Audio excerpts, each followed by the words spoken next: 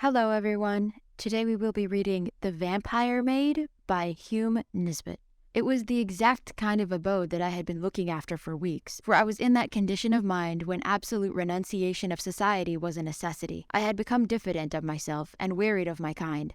A strange unrest was in my blood, a barren dearth in my brains. Familiar objects and faces had grown distasteful to me. I wanted to be alone. This is the mood which comes upon every sensitive and artistic mind when the possessor has been overworked or living too long in one groove. It is nature's hint for him to seek pastures anew, the sign that a retreat has become needful. If he does not yield, he breaks down and becomes whimsical and hypochondriacal, as well as hypercritical. It is always a bad sign when a man becomes overcritical and censorious about his own or other people's work, for it means that he is losing the vital portions of work, freshness and enthusiasm. Before I arrived at the dismal stage of criticism, I hastily packed up my knapsack, and taking the train to Westmoreland, I began my tramp in search of solitude, bracing air, and romantic surroundings. Many places I came upon during that early summer wandering that appeared to have almost the required conditions, yet some petty drawback prevented me from deciding. Sometimes it was the scenery that I did not take kindly to. At other places I took sudden antipathies to the landlady or landlord, and felt I would abhor them before a week was spent under their charge. Other places which might have suited me I could not have, as they did not want a lodger. Fate was driving me to this cottage on the moor, and no one can resist destiny. One day I found myself on a wide and pathless moor near the sea. I had slept the night before at a small hamlet, but that was already 8 miles in my rear, and since I had turned my back upon it, I had not seen any signs of humanity. I was alone, with a fair sky above me, a balmy ozone-filled wind blowing over the stony and heather-clad mounds, and nothing to disturb my meditations. How far the moor stretched I had no knowledge. I only knew that by keeping in a straight line, I would come to the ocean cliffs. Then perhaps after a time arrive at some fishing village. I had provisions in my knapsack, and being young did not fear a night under the stars. I was inhaling the delicious summer air and once more getting back the vigor and happiness I had lost. My city-dried brains were again becoming juicy. Thus, hour after hour slid past me with the paces until I had covered about 15 miles since morning, when I saw before me in the distance a solitary, stone-built cottage with a roughly slated roof. I'll camp there if possible, I said to myself as I quickened my steps towards it. To one in search of a quiet, free life, nothing could possibly have been more suitable than this cottage. It stood on the edge of lofty cliffs, with its front door facing the moor and the backyard wall overlooking the ocean. The sound of the dancing waves struck upon my ears like a lullaby as I drew near. How they would thunder when the autumn gales came on and the seabirds fled, shrieking to the shelter of the sedges. A small garden spread in front, surrounded by a dry stone wall just high enough for one to lean lazily upon when inclined. This garden was a flame of color, scarlet predominating, with those other soft shades that cultivated poppies take on in their blooming, for this was all that the garden grew. As I approached, taking notice of this singular assortment of poppies and the orderly cleanliness of the windows, the front door opened and a woman appeared who impressed me at once favorably as she leisurely came along the pathway to the gate and drew it back as if to welcome me. She was of middle age, and when young must have been remarkably good-looking. She was tall and still shapely, with smooth clear skin, regular features, and a calm expression that at once gave me a sensation of rest. To my inquiries, she said that she could give me both a sitting and bedroom, and invited me inside to see them. As I looked at her smooth black hair and cool brown eyes, I felt that I would not be too particular about the accommodation. With such a landlady, I was sure to find what I was after here. The rooms surpassed my expectation. Dainty white curtains and bedding, with the perfume of lavender about them. A sitting room homely yet cozy without being crowded. With a sign of infinite relief, I flung down my knapsack and clinched the bargain. She was a widow with one daughter, whom I did not see the first day, as she was unwell and confined to her own room. But on the next day, she was somewhat better, and then we met. The fare was simple, yet it suited me exactly for the time. Delicious milk and butter with homemade scones, fresh eggs and bacon. After a hearty tea, I went early to bed in a condition of perfect contentment with my quarters. Yet happy and tired out as I was, I had by no means a comfortable night. This I put down to the strange bed. I slept certainly, but my sleep was filled with dreams so that I woke late and unrefreshed. A good walk on the moor, however, restored me, and I returned with a fine appetite for breakfast. Certain conditions of mind, with aggravating circumstances, are required before even a young man can fall in love at first sight, as Shakespeare has shown in his Romeo and Juliet. In the city, where many fair faces passed me every hour, I had remained like a stoic. Yet no sooner did I enter the cottage after that morning walk than I succumbed instantly before the weird charms of my landlady's daughter, Ariadne Burnell. She was somewhat better this morning, and was able to meet me at breakfast, for we had our meals together while I was their lodger. Ariadne was not beautiful in the strictly classical sense, her complexion being too lividly white, and her expression too set to be quite pleasant at first sight. Yet, as her mother had informed me, she had been ill for some time, which accounted for that defect. Her features were not regular. Her hair and eyes seemed too black with that strangely white skin, and her lips too red for any except the decadent harmonies of an Aubrey Beardsley. Yet my fantastic dreams of the preceding night, with my morning walk, had prepared me to be enthralled by this modern, poster-like invalid. The loneliness of the moor, with the singing of the ocean, had gripped my heart with a wistful longing. The incongruity of those flaunting and evanescent poppy flowers, dashing the giddy tints in the face of that sober heath, touched me with a shiver as I approached the cottage. And lastly, that weird embodiment of startling contrasts completed my subjugation. She rose from her chair as her mother introduced her, and smiled while she held out her hand. I clasped that small snowflake, and as I did so, a faint thrill tingled over me and rested on my heart, stopping for the moment its beating. This contact seemed also to have affected her as it did me. A clear flush, like a white flame, lighted up her face, so that it glowed as if an alabaster lamp had been lit. Her black eyes became softer and more humid as our glances crossed, and her scarlet lips grew moist. She was a living woman now, while before she had seemed half a corpse. She permitted her white, slender hand to remain in mine longer than most people do at an introduction, and then she slowly withdrew it, still regarding me with steadfast eyes for a second or two afterwards. Fathomless velvety eyes these were, yet before they were shifted from mine they appeared to have absorbed all my willpower and made me her abject slave. They looked like deep, dark pools of clear water, yet they filled me with fire and deprived me of strength. I sank into my chair almost as languidly as I had risen from my bed that morning. Yet I made a good breakfast, and although she hardly tasted anything, this strange girl rose much refreshed and with a slight glow of color on her cheeks, which improved her so greatly that she appeared younger and almost beautiful. I had come here seeking solitude, but since I had seen Ariadne, it seemed as if I had come for her only. She was not very lively. Indeed, thinking back, I cannot recall any spontaneous remark of hers. She answered my questions by monosyllables and left me to lead in words. Yet she was insinuating and appeared to lead my thoughts in her direction and speak to me with her eyes. I cannot describe her minutely. I only know that from the first glance and touch she gave me, I was bewitched and could think of nothing else. It was rapid, distracting, and devouring infatuation that possessed me. All day long I followed her about like a dog. Every night I dreamed of that white glowing face, those steadfast black eyes, those moist scarlet lips, and each morning I rose more languid than I had been the day before. Sometimes I dreamt that she was kissing me with those red lips, while I shivered at the contact of her silky black tresses as they covered my throat. Sometimes that we were floating in the air, her arms about me and her long hair enveloping us both like an inky cloud, while I lay supine and helpless. She went with me after breakfast on that first day to the moor, and before we came back I had spoken my love and received her assent. I held her in my arms and had taken her kisses in answer to mine, nor did I think it strange that all this had happened so quickly. She was mine, or rather, I was hers, without a pause. I told her it was fate that had sent her to me, for I had no doubts about my love, and she replied that I had restored her to life. Acting upon Ariadne's advice, and also from a natural shyness, I did not inform her mother how quickly matters had progressed between us. Yet although we both acted as circumspectly as possible, I had no doubt Mrs. Brunel could see how engrossed we were in each other. Lovers are not unlike ostriches in their modes of concealment. I was not afraid of asking Mrs. Brunel for her daughter, for she already showed her partiality towards me, and had bestowed upon me some confidences regarding her own position in life, and I therefore knew that, so far as social position was concerned, there could be no real objection to our marriage. They lived in this lonely spot for the sake of their health, and kept no servant because they could not get any to take service so far away from other humanity. My coming had been opportune and welcome to both mother and daughter. For the sake of decorum, however, I resolved to delay my confession for a week or two, and trust to some favorable opportunity of doing it discreetly. Meantime, Ariadne and I passed our time in a thoroughly idle and lotus-eating style. Each night I retired to bed meditating starting work next day. Each morning I rose languid from those disturbing dreams with no thought for anything outside my love. She grew stronger every day, while I appeared to be taking her place as the invalid. Yet I was more frantically in love than ever, and only happy when with her. She was my lone star, my only joy, my life. We did not go great distances, for I liked best to lie on the dry heath and watch her glowing face and intense eyes while I listened to the surge of the distant waves. It was love made me lazy, I thought, for unless a man has all he longs for beside him, he is apt to copy the domestic cat and bask in the sunshine. I had been enchanted quickly. My disenchantment came as rapidly, although it was long before the poison left my blood. One night, about a couple of weeks after my coming to the cottage, I had returned after a delicious moonlight walk with Ariadne. The night was warm and the moon at the full, therefore I left my bedroom window open to let in what little air there was. I was more than usually fagged out, so that I had only strength enough to remove my boots and coat before I flung myself wearily on the coverlet and fell almost instantly asleep without tasting the nightcap draught that was constantly placed on the table and which I had always drained thirstily. I had a ghastly dream this night. I thought I saw a monster bat, with the face and tresses of Ariadne, fly into the open window and fasten its white teeth and scarlet lips on my arm. I tried to beat the horror away, but could not, for I seemed chained down and thralled also with drowsy delight as the beast sucked my blood with a gruesome rapture. I looked out dreamily and saw a line of dead bodies of young men lying on the floor, each with a red mark on their arms, on the same spot where the vampire was then sucking me. And I remembered having seen and wondered at such a mark on my own arm for the past fortnight. In a flash, I understood the reason for my strange weakness, and at the same moment, a sudden prick of pain roused me from my dreamy pleasure. The vampire, in her eagerness, had bitten a little too deeply that night, unaware that I had not tasted the drug draught. As I woke, I saw her fully revealed by the midnight moon, with her black tresses flowing loosely, and with her red lips glued to my arm. With a shriek of horror, I dashed her backwards, getting one last glimpse of her savage eyes, glowing white face, and blood-stained red lips. Then I rushed out to the night, moved on by my fear and hatred, nor did I pause in my mad flight until I had left miles between me and that accursed college on the moor.